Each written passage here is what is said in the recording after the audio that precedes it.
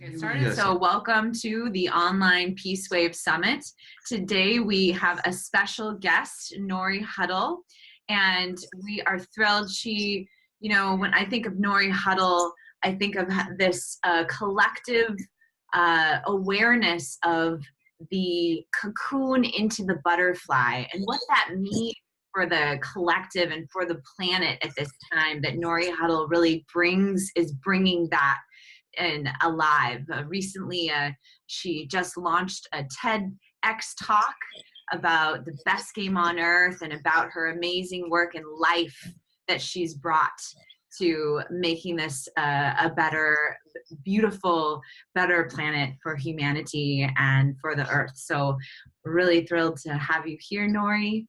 And what's the question that is holding this whole space of these 3 days is, how do we mobilize and support the social innovators and youth of the world to achieve the global goals and create peace on earth by 2030? So that's really going to be the main kind of piece of all of this with Norie in this hour. So maybe you can start with asking the first question. Yeah, well, given that big, hairy, audacious goal, do you think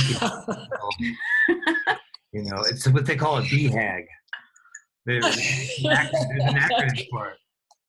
Do you think it's possible to create peace on Earth? I do think it's possible to achieve peace on Earth by 2030, and I think we're going to have to go full tilt boogie to get there. It's going to require, exactly, but the trick is to make it really, really fun. And that I really do think we can do this, and that it's going to require, as the summit says, we need to bring in lots of young people inheriting the world that we're leaving behind, and they I think the sooner that they can come.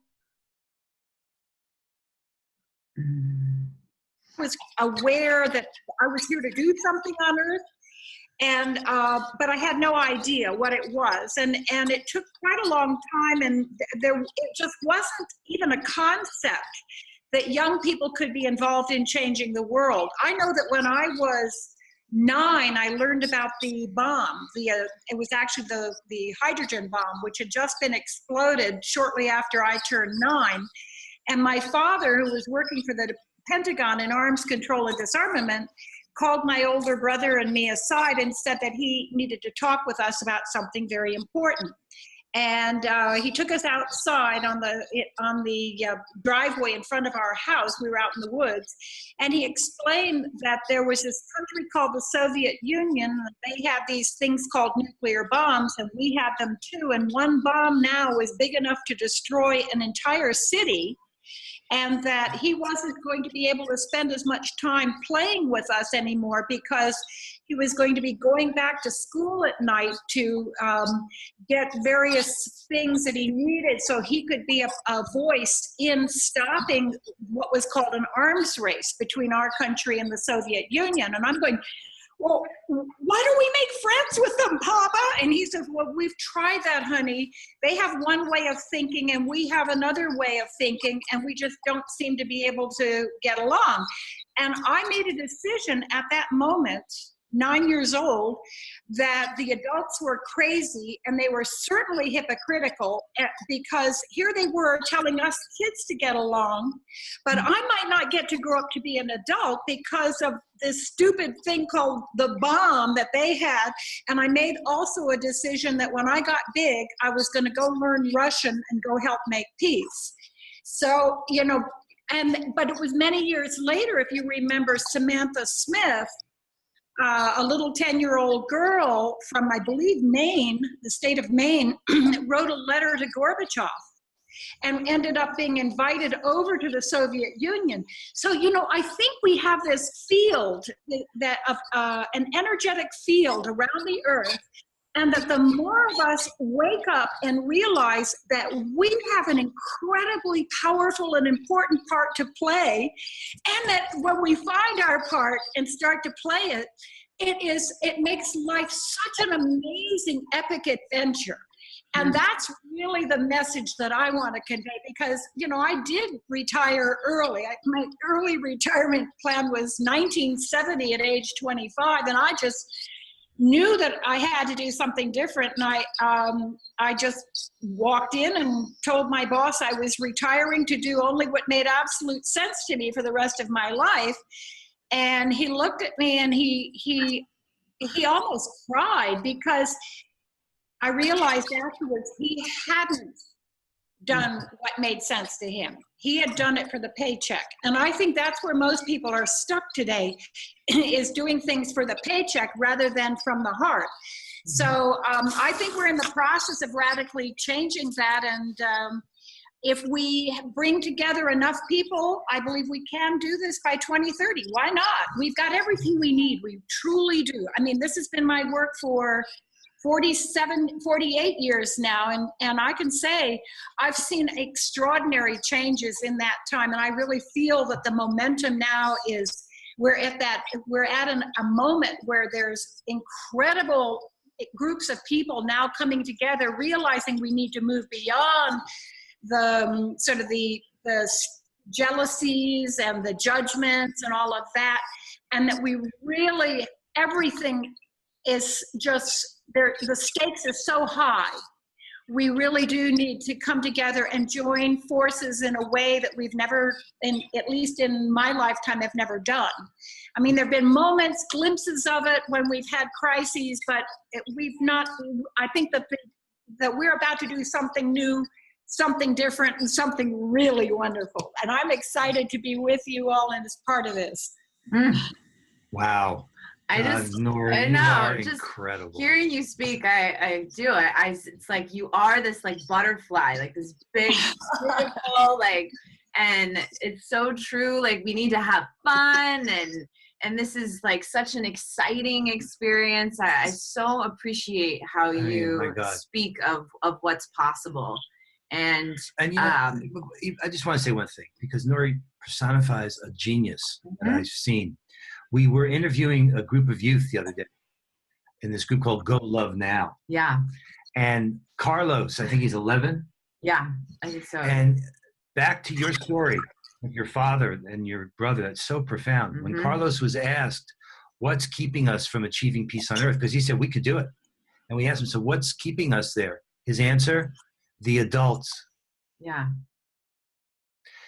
Well, and I would go with it's the...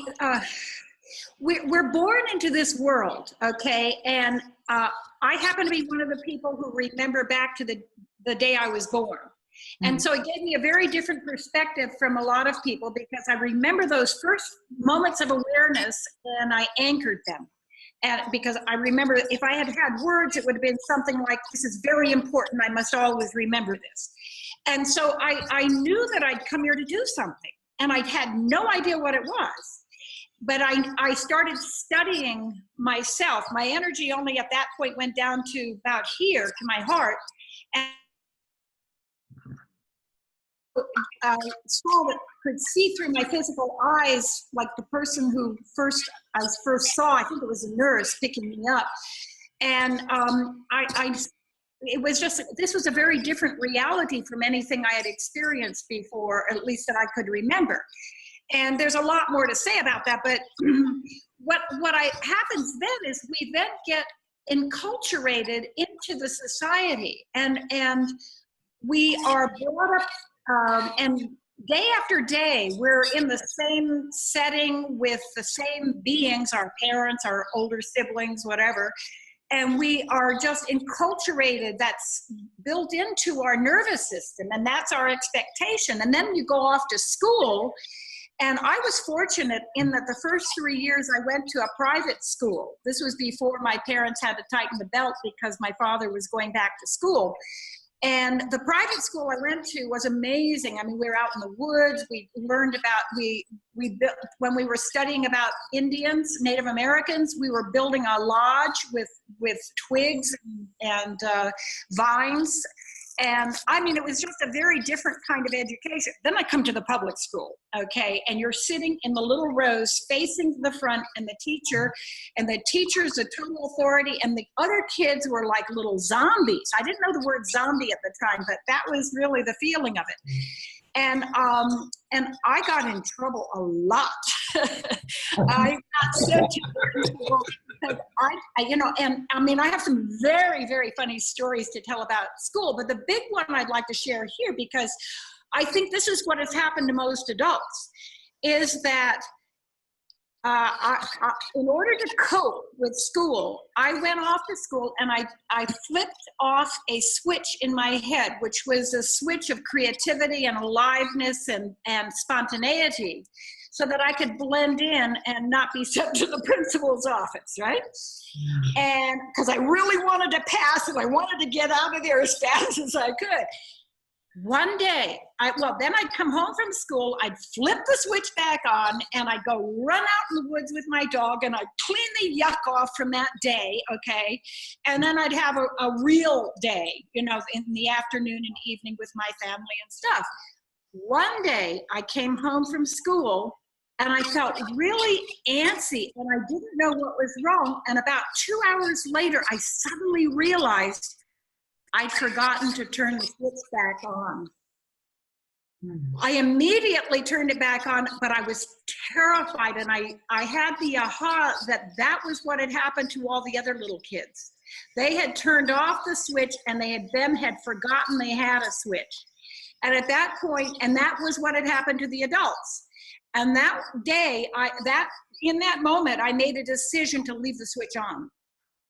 I couldn't risk it. It was too terrifying to become a zombie. So I just turned the switch back on and I left it on, and I did get in trouble from time to time, but hey, it's all good. So anyway, yeah, and I think it's more helping adults remember that there is a switch that they turned off in order to survive, and that now we can nurture and support each other in turning the switch back on and really finding our life's purpose, and fulfilling it, because that's when really it becomes a life of joy and ease and grace. I mean, you still have problems. You still have problems, but you have so much more fun solving them. And the most wonderful people to play with along the way. All right. So do you think it's possible, though? Because I totally agree, the need to know you have a switch. Yeah, that even the awareness that there is a switch. Even the understanding, you notice it's so easy, the condescending way adults talk to youth, as if, we know better and we're there to empower you, even with the best of us. I see it, and I saw it with these kids. So can you imagine a way that we can learn that we have the switch and turn on that switch? I would even say, do you have steps for people that maybe aren't aware? I mean, kids, adults, I mean, we all have that, and maybe there are a lot of adult zombies, obviously, on some levels. What would be a couple of steps to how to connect to the idea of even a switch to more alive, creative? What's interesting is when I've told that story to adults, I would say it's pretty close to 100% recognition of what I'm talking about. Yeah. Yes. It really is. And I would say that those are primarily, though, adults who have awakened, but they recognize part of where it happened to them through my story about the switch. I think that one of the best things that we can do is to learn how to ask really powerful questions from a loving heart. So that to teach children how to ask powerful questions with a loving heart, and to help them have empathy for these adults who didn't have the same kinds of tools and awarenesses that we have today, and that they got kind of stuck in mud. That reminds me of a wonderful story. I lived with a guy for about 2.5 years, and he had 2 small children who were 3 and 5 when I met them. And one day the two little girls came running into me. They'd obviously been talking, and at this point they were about 4 and 6. And the older girl, they're giggling, okay? And the older girl goes, "Norie, why don't you get angry at us the way Randy does?" Randy was her father. And then they started giggling, you know, and I went, this was one of those wonderful moments. And I went, oh, what a great question. You want to know why I don't get angry at you, huh? And I said, well, I know the answer to that, and it's a really interesting answer. It's like this. And they're giggling away. I mean, they were just so enjoying this. And I said, it's kind of like there's like a line in my head. And if you were to go over that line, I'd get angry. But you're really, really, really smart girls. And so you get up to that line, and sometimes you step over it, but come back real quick. And then I don't get angry. And they went running off, giggling like crazy. And from that time on, if they were doing things to deliberately annoy me or to, you know, see what my boundaries were, I would go, "You're getting awfully near my line." And they'd start giggling again and go running off. Okay, so I think what's going on a lot with adults and kids is kids' boundary tests.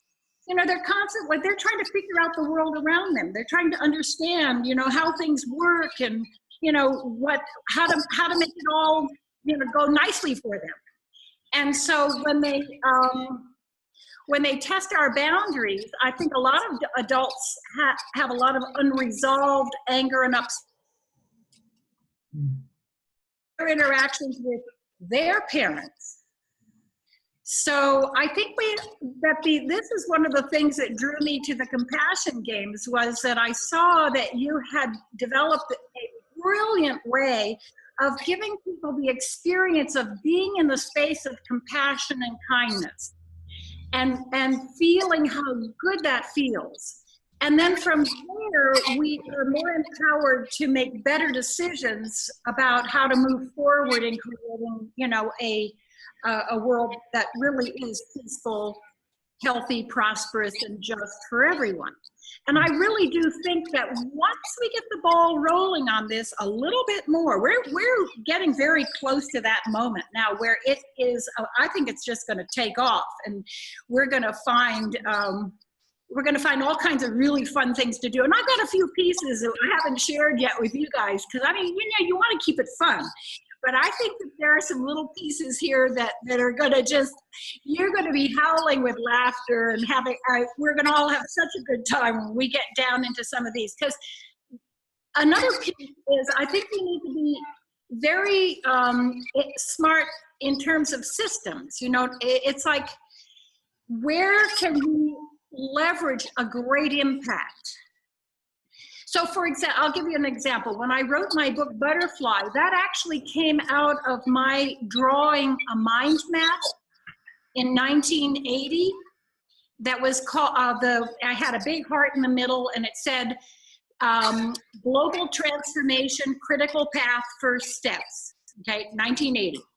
And I did this whole mind map. I think I may have a copy of it. If I do, I'll send it to you, because it really is quite lovely. And one of the things I realized out on one of the bars was humanity needs a new story. Mm-hmm. Because our current story is, you know, not a very good one. And I really think that opened the door, because it wasn't too long after that I met the ambassador who gave me that big flag that I don't know if you've seen that. I mentioned it. Oh no, I guess I don't mention it there. Anyway, it's a big flag where it was 6,000 nuclear weapons that were in the world in 1980. And that was what really led me to the butterfly thing, the butterfly story, because I realized humanity was living on fear. And that if we were going to survive, we needed to transform and feel love and build new systems out of love, rather than the fear that's driving things now. Mm-hmm. So that was that led to my spending 3 days staring at this flag with all these dots representing nuclear weapons. And then the third day I went for a walk in the woods and I saw some little butterflies on a patch of damp earth near a stream in the woods. And I went, they're so peaceful. Maybe. And, humanity really could learn from the butterfly about transformation. But it wasn't until 2 years later I was giving a speech and a couple thousand people in, I think, either Baltimore or New York, and I'm in the middle and I'm saying this business about humanity needs to transform every bit as much as a caterpillar turning into a butterfly. And all of a sudden, literally, it was like a bolt of something comes into my brain and it's like, hey, I wonder how the caterpillar butterfly does it. I bet we can learn from that. And I almost had, folks, I got to go now. I just have this big insight, but I kind of took a deep breath and chilled and finished my talk. And then as I came off the stage, a group of people, maybe a dozen, came up to talk to me.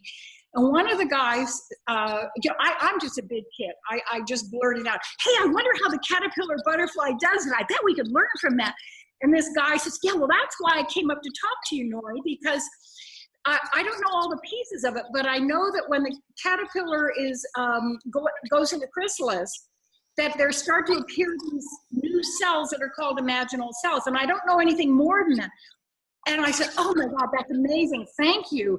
Well, over the next 3 years, I ran into more entomologists than I have run into in the rest of my life. And each one had one little piece of the story for me. And by the time I got it all pieced together, and that took about 3 years, I was invited to give a presentation about the best game on earth down in Florida.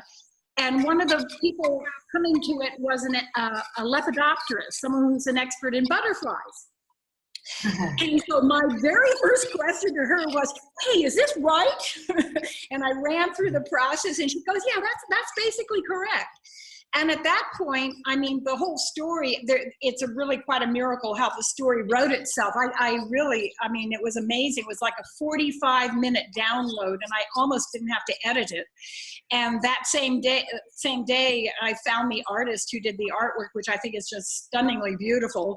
But it was all so miraculous that it just told me that we are supported, we are totally supported when we move on our soul's path and when we do what we're here to do. I mean, it's like the whole universe is cheering us on, Yeah. Yeah. So it makes a very different experience, and I really do think that's contagious. It is. Yeah. I have learned so much through you, especially of the imaginal cell awareness in my own consciousness, and I wonder for people that might not know anything about imaginal cells, if you could describe a little bit how to kind of be aware of that in your own self as you're like discovering this being of service in the bigger picture. Can you describe that a little bit for people that maybe are really stuck in that mud, and how to kind of ignite that awareness would be really powerful. Yeah. Well, I think that what starts happening for people, and certainly this is what happened for me, is that you start to feel uncomfortable, that there's something more, that is this all there is to life? I mean, and there's this, a sense of missing something, a sense of, I don't know, but something's not quite right. Mm-hmm. And I think a lot of people today are feeling that. And then a lot of people will then stuff that down, okay? And they'll go maybe drink too much or do recreational drugs, or they'll eat too much. I mean, there are myriad ways that we can distract ourselves from finding that. But it doesn't solve it. That hunger is there. And I think also that as time is moving on and there are more and more of us who are awake and are literally like new cells in a new humanity, mm-hmm. That people are bumping into these people more and more, and there's a certain aliveness and a joy that you see in them and gets people curious. I mean, I've had people walk up to me and say, you have the most amazing energy. Who are you? What do you do? And that'll start a conversation, and then we become friends. And it just seems to be, there's some strange attractor and the great attractor. I think that aliveness is really it. And that's why I also feel children are so important to this process. And I have to say that one of the greatest compliments I ever got was from my nephew when he was 5, and we were climbing around on the jungle gyms together talking. And he was studying me because I wasn't like the other adults. At least now in retrospect, that's what I figured out. And all of a sudden, Ben, who looked like an angel, I mean, he had this beautiful blonde curly hair, and this cherubic face, and Ben comes up on the bar like this, and it was his eureka moment. Norie, you're just a big kid. You're just a big kid. And I'm like, Ben, wow, thank you. I never thought about it like that, but you're right. Thank you. I mean, and he still remembers this. I mean, this is like 30 years ago. So it was like, I think that is the kind of thing that more and more of us are experiencing in our interactions with people. And I mean, I have to say that 10 years ago, 20 years ago, if I was standing in a grocery store line or the post office line, I would tend to try to start conversations, but I had to do the starting to get an interesting conversation. But nowadays, people come up to me and they will say, can you tell me, why are you so happy? Or they'll just, it's really quite interesting. So I think there's a huge, huge, huge shift underway. I like to say we're in the whoosh. WHOOSH. Couple of exclamation points following it. We're in the whoosh. It's just so, it's so kind of apropos really of like the Peace Wave Summit, that kind of reminds me of that sort of whoosh that in the imaginable cells, as you speak of it, the aliveness, the curiosity, like what is it that you have for breakfast, or like that, what that starts to unfold for the other person in what is alive in them, right? Because it's like we often are attracted to what we actually have within ourselves, and it takes sometimes a disruptor to kind of ignite that awareness within me, maybe, so yeah, I love. I do think it's aliveness and joy. Those are the things that people see it and they want it. I mean, and it didn't used to be that way. I remember a girl in college, she was a class ahead of me, and I was very joyful back then even, and I would be skipped from class to class, and and she came up to me one day and she said, "Why are you so goddamn happy all the time?" And I went, "Oh, I don't know, maybe it's genetic." I didn't know what to say, but I was quite startled because there was such anger. Yeah. Nowadays, I don't find that so much. I think we've really progressed a lot. I think a lot of people are aware that on the current track that we're on, as I said in my TED Talk, we're heading for a cliff. We're heading for a 6th mass extinction event. What we can do and must do if we're going to survive and thrive is to find the best ways to create the systems and the rewards and incentives so that we become alive again. Yeah. And that we each find our part. And in fact, for one of the things that I'm doing next is I'm launching this course. It's a group coaching course, and it's for people to find and fulfill their soul's purpose.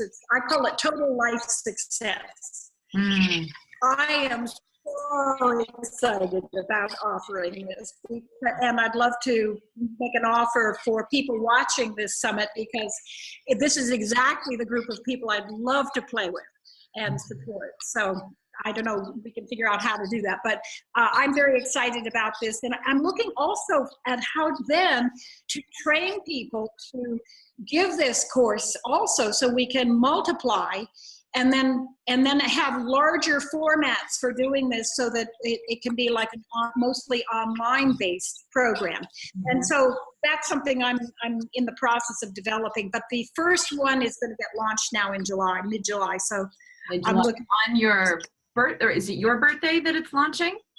That's what I decided to do as a birthday present to myself for turning 74. Yeah, we don't have the time, but if I start to list all the accomplishments and things that you've been a part of, and the wisdom that you carry, mm-hmm. and the message of really how adults can get more childlike, like Carlos was saying, hey, the problem is the adults. If we really took seriously, I mean, you have so much to contribute. I encourage anybody who's watching the summit, the opportunity to be with you, Norie, and to be in your coaching, mm-hmm. is something they don't want to. Thank you. Well, I appreciate that. That's very kind. If you could share a little bit, I know that's going to be something included in the bonus about information of how to build a relationship with you, but if you could just describe a little bit of what that experience is possibly going to look like a little bit. To me, it almost seems like connecting to the imaginal cells of what's possible when you, but what does this coaching program kind of, if you could share a little bit about that.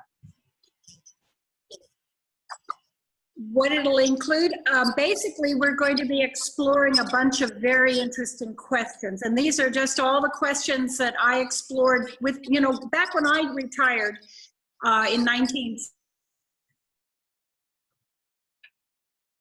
who was doing that. It was just, and one of the bonuses that I'll be offering is a story about how I retired, because it is a good story. But the idea,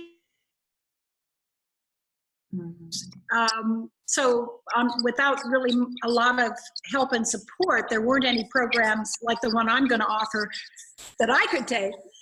I basically gone through and thought through my life and the various things that made a big difference for me in terms of questions. And I'll tell you the very first question I asked myself, which was life-changing. And it goes like this. Imagine that you're standing at the end of your life and you're about to go on to the next great adventure. And you feel profoundly at peace. You feel so happy. You did it. You became the person you really wanted to become, and you achieved everything you set out to do in this life. What does it look like? Now, that's the big question. But what it does, it puts a direct line into your own future. And if you truly get into meditating on that, we'll be doing that more than once during the program, because people are going to get more and more in tune with that. And in this field of energy that we'll be creating in the course, it's going to be very, very powerful for supporting people to find who they are and what they came here to do. Because I think all of us have a sense of that in our souls. Not everyone is aware of that now. But I can tell you, I have many times met people who are extraordinarily successful in life. And when they found out, for example, that I spent 9 months bicycling across the United States, I remember this was a vice president of a very large corporation, and I'd been invited for lunch with a couple of rather interesting friends. And he goes, "Oh, I've always wanted to do that." And again, he could do that.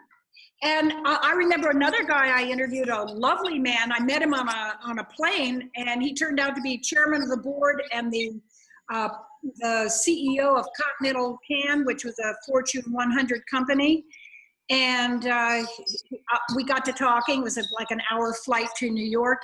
And at the end of it, he said, "Well, if you ever come by, it was somewhere in Connecticut, New Haven, I think it was, I'd be happy to do an interview with you." So 2.5 years later, I called him up and I said, "You probably don't remember." "Oh, sure, Norie Huddle, come on by. I'm in the middle of a major merger and acquisition, but I can give you about 20 minutes.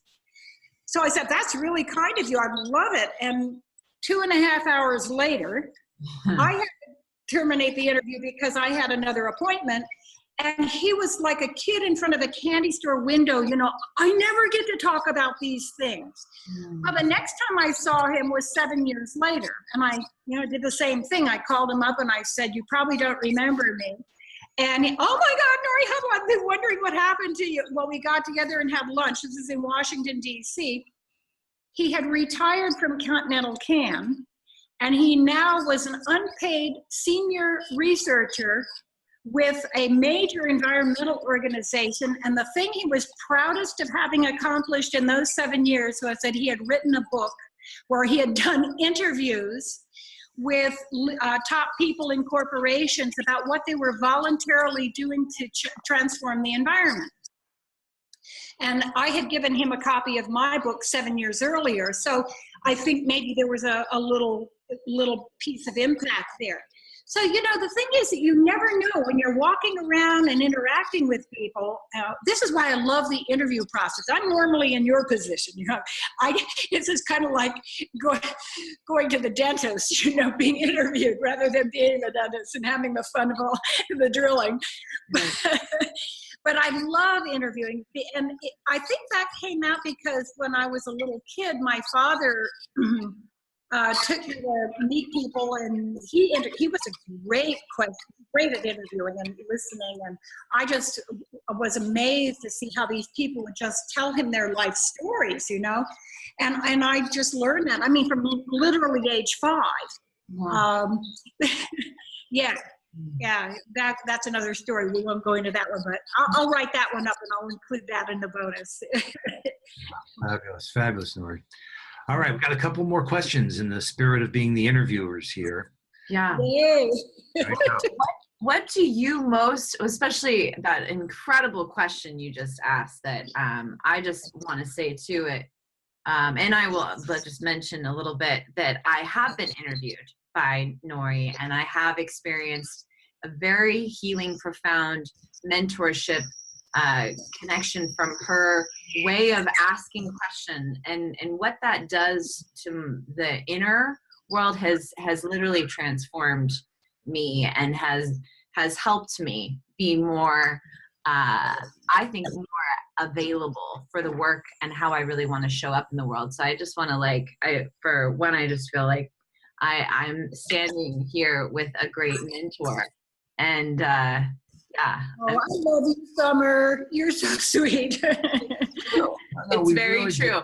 And I just want to say that I remember when Norie first came into our orbit, that it just makes me cry thinking about it. And you might not know this really, Norie, but you came into our orbit around the anniversary of my grandmother's passing. Oh. And there's an incredible connection that I have with butterflies because of my grandmother. Since she passed away, I started to experience seeing butterflies, and there's just it started to deepen my relationship with butterfly and the imaginal cells in my relationship with you. And so I just need to share that is has been very alive since Norie has been in our lives. The other thing, it's so true. I want everyone who's watching the summit to know this, because that moment in which that former CEO changed their life, and the impact that you've made, you retiring at the age that you did to only do what you really want to do in your life. You're talking to us from Ecuador, where you and Richard are building the Garden of Paradise. Mm-hmm. I mean, and it was the other day, Summer was on your Instagram, showed you jumping out on the swing. No, I was jumping on the swing. No, I'm talking yes. Oh, okay. And that's so the spirit of Norie. Norie probably has been. And everyone's watching knows you really can. We have the agency if we choose.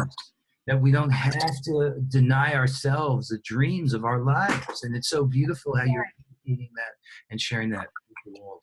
The other piece of that is that when you do live that out, you really become kind of ageless in a way. They have a term here, longevo, a long-lived one. And the Ecuadorians are now telling me that I'm they have a lot of energy and light. And they, you know, they live to be well up over 100, and they're still, you know, out working and walking, and you know, it's quite interesting the difference that it makes when you have this sense of aliveness and purpose in life. So you can really truly transform your life pretty quickly, and a lot of it is intention. It's the hunger, the thirst to really be who you came here to be, and to be who you're meant to be. That just makes a huge difference. And just going, I am, is as in, it's like I'm in. And that's really the game, is to see how alive and how contributing we can be. And how, when people come at us with negativity, to look for artistic ways to flip it, you know, to nurture and support them. Bill, no. Let's see, one of the African American comedians, who Dick Gregory, fabulous man. I met him when he was in front of the White House doing a juice fast until the Iranian hostages were released, and he had run across the country when I was bicycling across. And anytime I got tired or felt, you know, why am I doing this? I thought of him. And he was such an inspiration to me. And one of the things he told me when I interviewed him for my book, Surviving, The Best Game on Earth, he told me, let your light shine. It may be that other people will go like this because they have been in the dark so long, but let your light shine. And before long, and he said that you will attract to you the people you need to. And then it was just an amazing piece of advice, because I really did early on, I felt quite beat up by a lot of people who just thought I was a phony. And I've had a number of people tell me when they first met me, they couldn't believe I was for real, but that now they were among my best friends. So, you know, let your light shine. That is a huge, huge piece of it. And the more we do that, the more we release, you know, that which no longer serves us, the more fully and truly of service we can be, and the more empowered we are, you know, to, you know, just to be ourselves. And when we are ourselves, stuff happens. we really don't have to do that much, because people show up and then it's very clear. It's like when I saw the Compassion Games video on the women in the prison system, I looked at it and I said, oh my God, I have to meet these people. And you may remember, John, I mean, I tracked you down, and then we had a couple of amazing conversations. And during the second one, while we were agreeing to join forces, that was when Richard comes running in with his iPad, and he's just shot a picture of the first double rainbow that we've had in 11 years of being here in the Garden of Paradise. And we kind of looked at each other.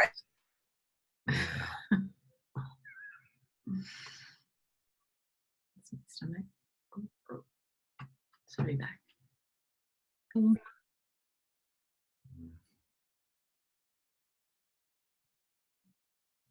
And does that show up in the recording? Sometimes. On Earth by 2030. Yes. Yeah. Wow. I know. I am so blessed to have you in my life and in our lives, and to be able to share you.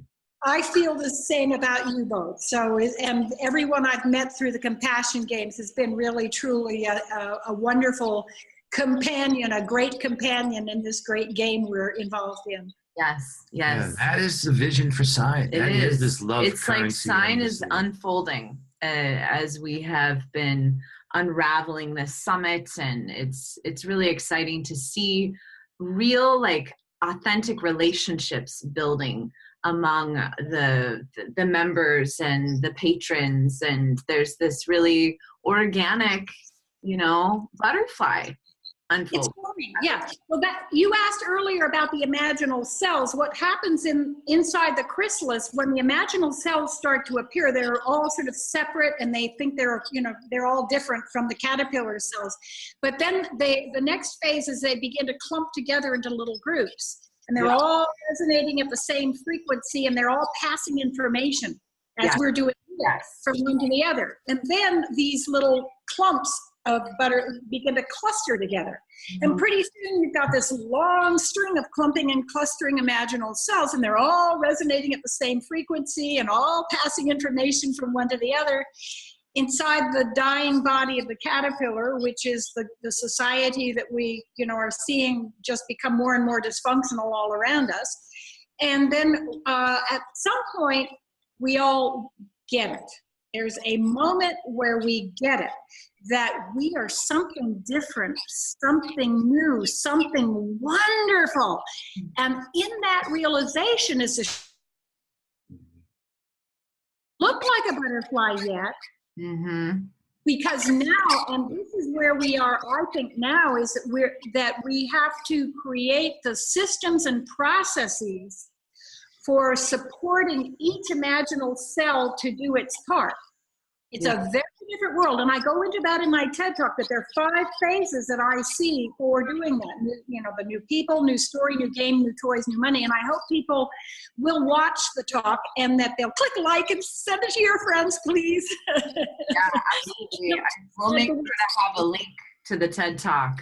And during the summit, we're going to be doing different things with video content. So I So when, and another thing to keep in mind is that when the butterfly finally has formed and starts to work its way out of the chrysalis, that's the most challenging, because it has to really wrestle to get through and break through the chrysalis walls. And I think that's why so many of us have had so many troubles, difficulties, because as I put it in my book, Butterfly, an important secret, don't help the butterfly at this time. It needs this exercise to grow strong so that it can fly. Yeah. I actually have another piece here, which I think is very exciting, which occurred to me a couple of years ago, which is that I think that when the butterfly is beating its wings against the inside of the chrysalis and working its way out, it's forcing liquid in through the veins that then form the structure of the wings. That's why you open up a chrysalis and let the butterfly out. It's deformed. It can't fly because the wings aren't formed. So if the butterfly's pumping liquid through these veins, and I think that's the new money system. Mm-hmm. And I've just gotten invited to be on the advisory board of a cryptocurrency that's been developed by some friends in Italy. And I just have been told by another one, by Julie Schelling, about whose son works for one that's based on, it's a cryptocurrency that's used for doing sustainable activities.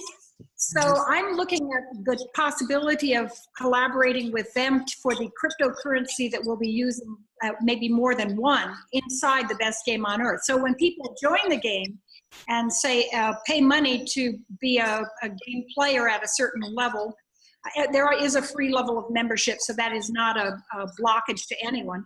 But when they play at this having put in some money, they will get back cryptocurrency commensurate with the amount of money that they invest.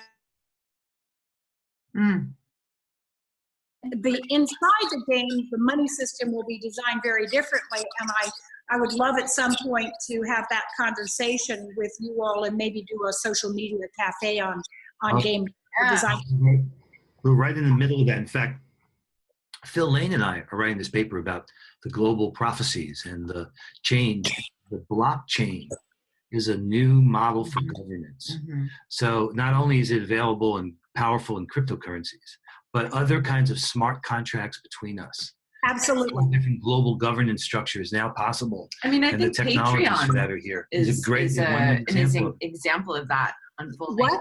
Patreon, yes. Like the system that is kind of decentralized and spreading support. Well, it shows the power of the crowd again, that we together, as those imaginal cells are clustering. Right. In the process. Well, I actually think that my own thought is that ultimately money should become more like an electric utility.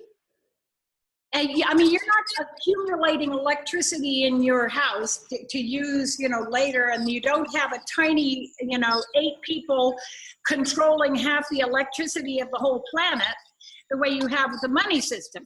So what if we paid a very small usage fee for money, but that we also created pools of money for doing the things that we really need to do if we're going to survive and thrive and prosper into the future. Things like regeneration of the biosphere, things like full development of human potential. You know, there are some things that we can, I mean, free health care, but I have some really interesting ideas on health that I'm going to introduce within the game. But what I really see the game as is an end run around the current civilization. That if we can get the game going well enough, smoothly enough, mutually supportive enough, utilizing these new system designs that we come up with together and kick the tires and test it together, we can become so attractive that more and more people are going to come into what I call the best game on earth, and which is what we're all doing, you know. Will come into this and we will literally replace the current civilization as more and more people go, I want that breakfast, you know, I want that one, you know, that looks like a lot more fun. Mm-hmm. Really, and you know, I think it's I got a lot of my clues from how revolutions were done, but you know, if you want a big problem, because it doesn't sound very friendly to the people who are the managers of the current society. But if you're playing this game, I mean, that can sound pretty trivial.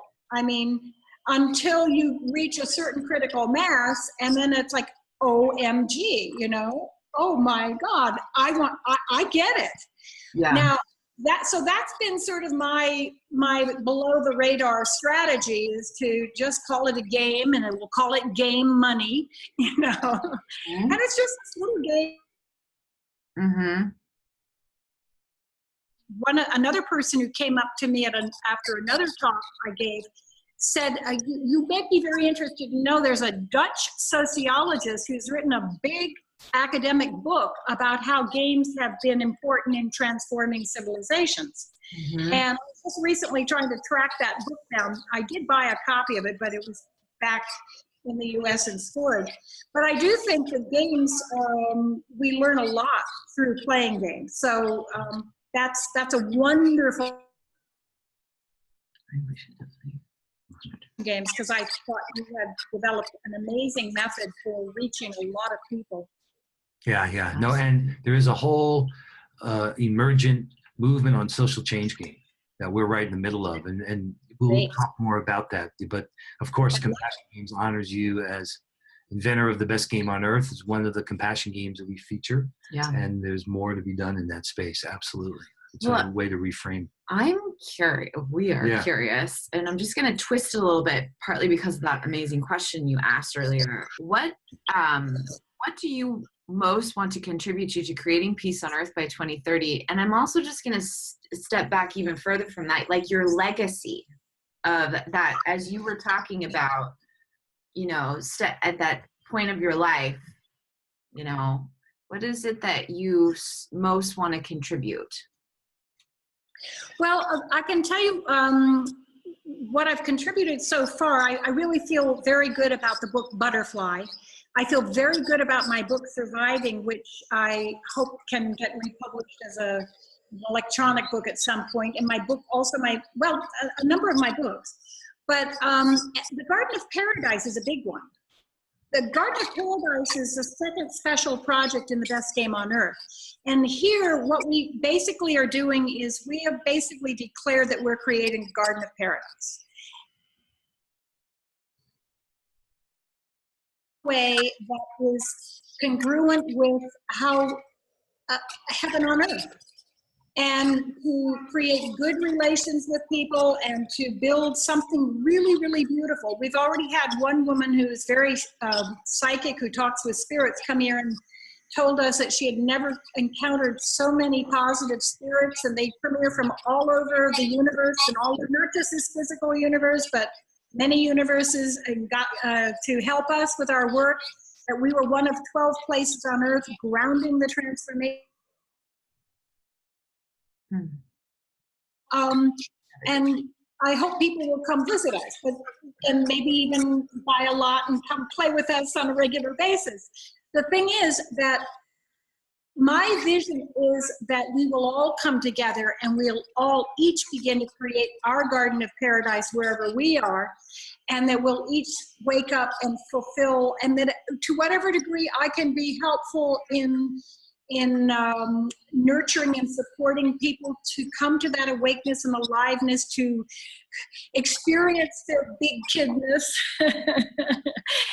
I will be so grateful and happy when I kick the bucket at the far end of this adventure. I don't expect that's going to happen for a little while yet, though.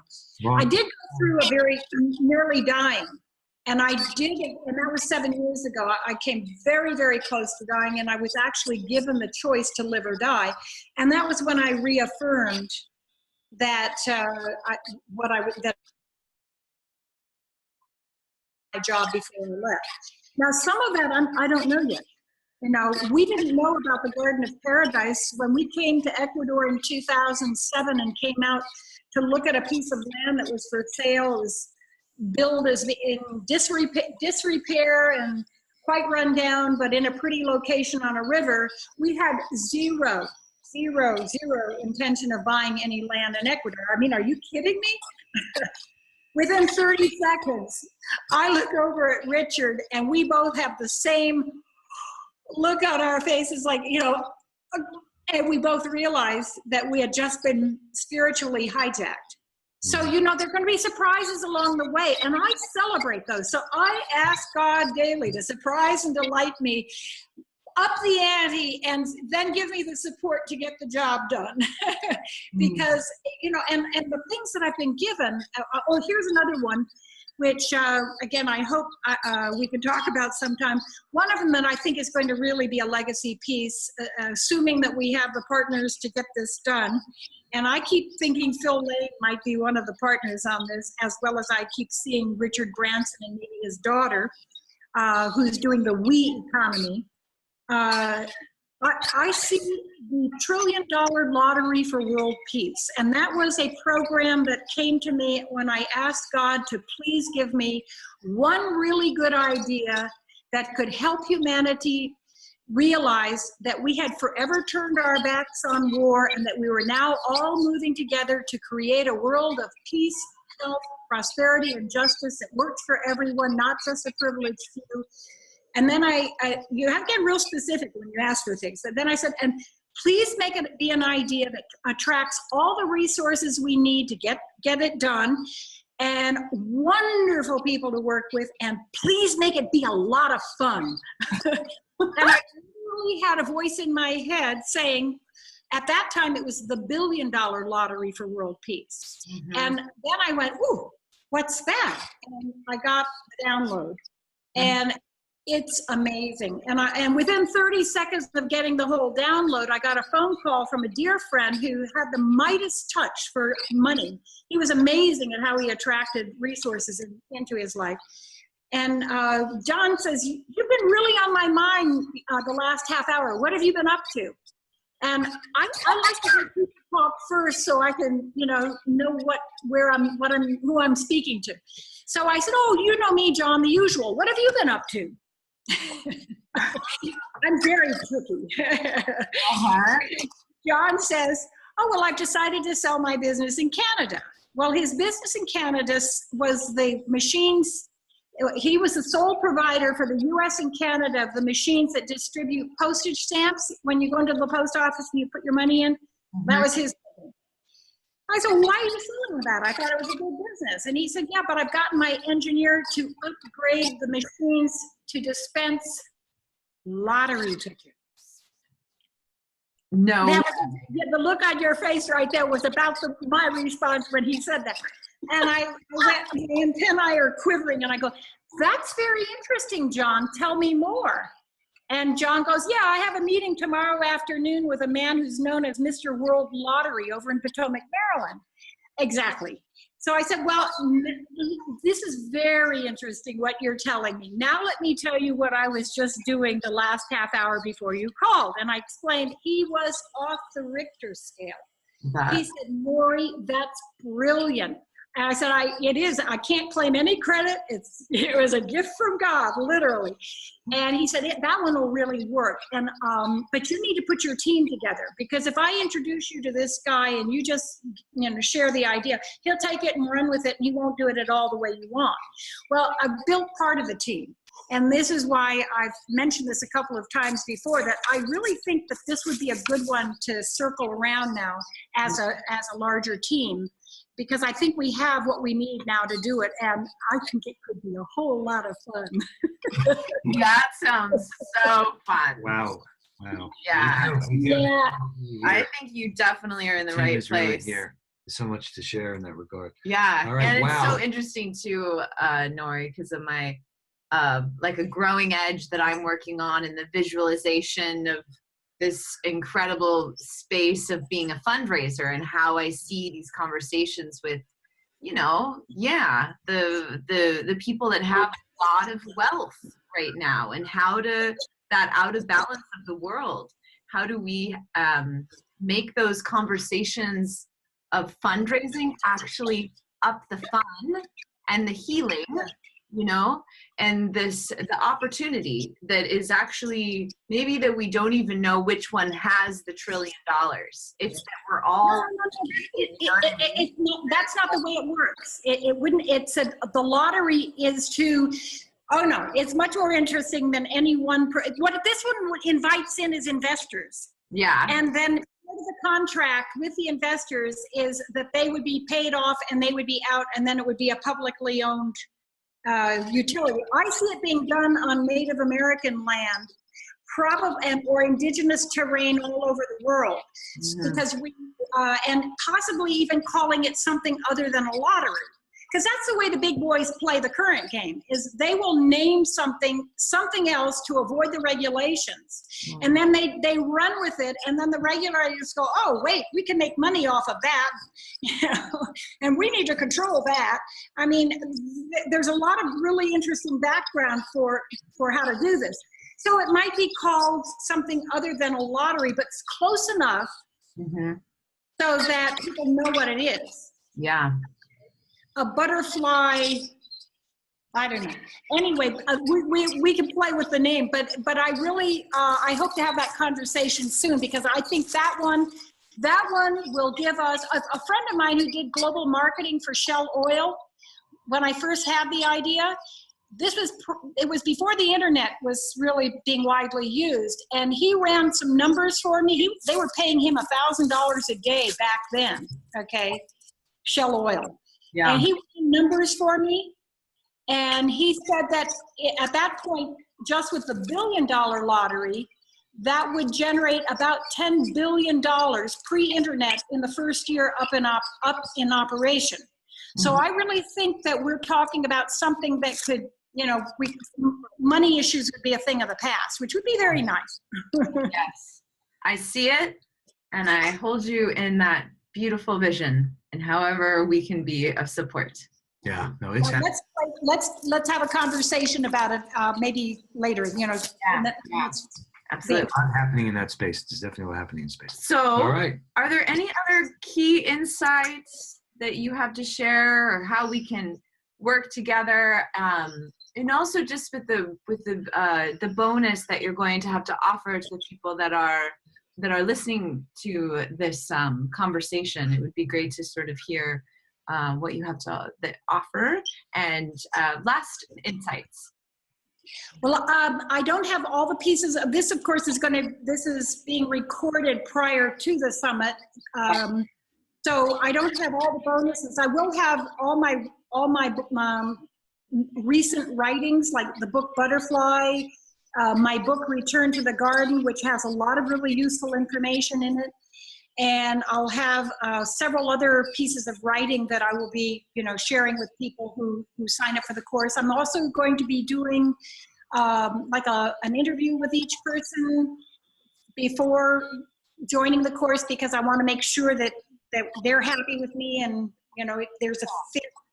And it's only going to be between 8 and 18 people. So it's going to be a very small group initially. If it goes really well, I may go ahead and launch a second group, but I can't say that for sure that I'll do that yet. And then after that, I'm going to have a 6-month program so people can continue. In the beginning, the main focus is going to be on clearing the energies, clearing any blockages that people have, and helping them focus. Because where we focus our attention, that and the energy that we bring to that focus, whether it's a positive, high vibration energy or a low, angry, depressed energy, that is what is creating our reality. I'm just about to get certified as a law of attraction coach. I've been taking a year-long program. So I've learned a lot in that program. It's a great program. And I look forward to being able to share some of the tools and processes I've learned from that, which are really, really excellent. And Norie, will the call to action be for the participants to email you? Yes, I would like with Peace Wave Summit. So that would be perfect. Yeah. The call to action. Okay. Yeah. Okay. Wonderful. Now, interestingly, I'm getting there's a lot of sort of cyber ruffles right now.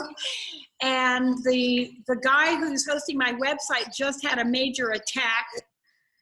And so the site has been down. He's moving it to a different set of servers.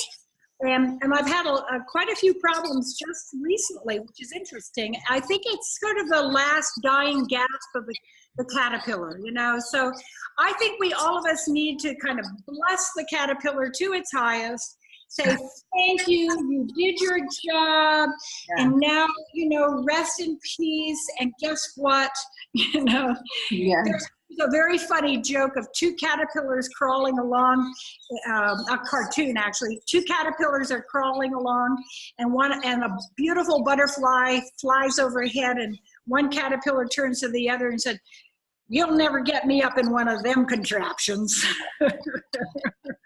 So, we're dealing with a real state change, which is like water turning to ice, or, something where it's such a big change that people who are in the caterpillar world have real difficulty understanding this. And so, as Gregory said, they've been in the dark a long time. Yeah. So we need to be very loving to them and very nurturing and supportive, and ask them really good questions, and then listen with our hearts. I really think that's a very, very powerful strategy for forming the butterfly. Yeah. That's perfect. Thank you so much, Norie. Thank you both, and I'm so grateful for our partnership in creating this butterfly civilization. Yeah. Game on. Yeah. The wave.